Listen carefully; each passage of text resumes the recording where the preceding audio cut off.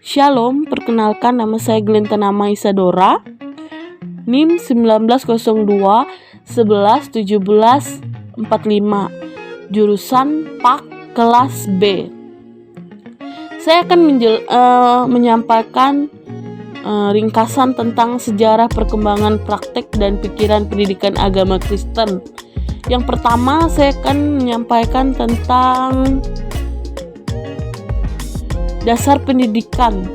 Sama seperti para pendidik Kristen yang kita pelajari, Komunius pun berpendapat bahwa pendidikan yang ia maksud selayaknya dinamakan pendidikan agama Kristen karena nilainya berporos pada iman Kristen. Karena nilai-nilainya berporos pada iman Kristen, jadi teologi adalah dasar pertama yang menyoroti teori dan praktik pendidikan. Ada beberapa yang mendasari dasar pendidikan, yaitu yang pertama dasar teologi yang memiliki 10 kutipan tentang manusia yang tersirat memiliki banyak pokok tentang jati diri manusia. Mungkin saya hanya menyampaikan beberapa saja. Yang pertama, saya akan menyampaikan manusia adalah makhluk rasional, yang berarti bahwa Tuhan telah memberikan tugas khusus kepadanya untuk menamai segala sesuatu, yaitu terdapat dari Kejadian pasal 2 ayat 19.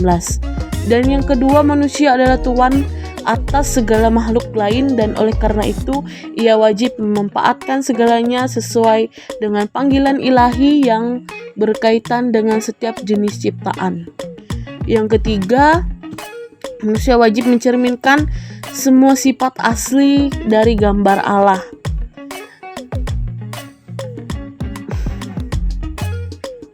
Yang kedua yaitu tentang pengalaman pribadi, di mana saat permulaan perang 30 tahun yang lalu, 95% dari penduduk negeri Bohemia dan Morawi mengaku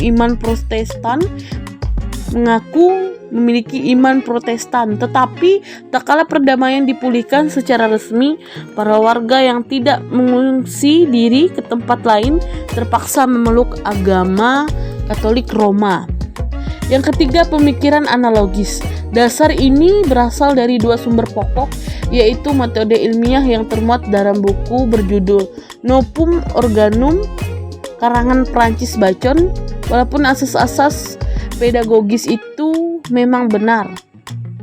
Nah, yang kedua asas pedagogis. Terdapat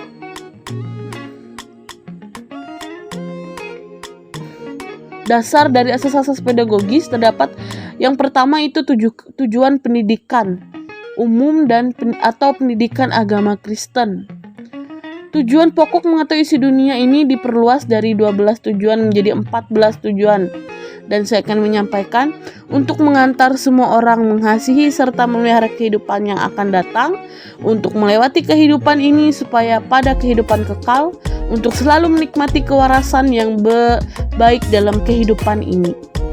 Yang kedua lingkungan luas pendidikan. Yang ketiga pengajar, sama seperti memikir lain dalam bidang pendidikan agama Kristen. Yang keempat pelajar. Yang kelima kurikulum. Ada beberapa kurikulum. Yang pertama kurikulum bagi sekolah bayi, kurikulum untuk sekolah kanak-kanak, kurikulum untuk sekolah remaja atau sekolah Latin, SMP atau A, kurikulum untuk perguruan tinggi, dan metodologi. 1. Asas-asas dasariah. Ada beberapa dasar yang mendasari asas-asas dasariah. Yang pertama, ada waktu yang paling cocok untuk mengajar orang dan untuk mengajar bahan tertentu. Semua persiapan untuk mengajar harus dilaksanakan sebelum guru masuk ke ruang kelas. Penerapan asas-asas tersebut di ruang kelas. Metode mengajarkan ilmu pengetahuan, metode mengajarkan seni rupa, metode mengajarkan bahasa asing, metode mengajarkan kebijakan, metode mengajarkan kesalehan, dan buku pelajaran dan perpustakaan. Dari video ini saya mengucapkan terima kasih atas kesempatan. Mungkin banyak yang dari penjelasan saya yang kurang jelas, saya mohon maaf. Terima kasih. Tuhan Yesus memberkati.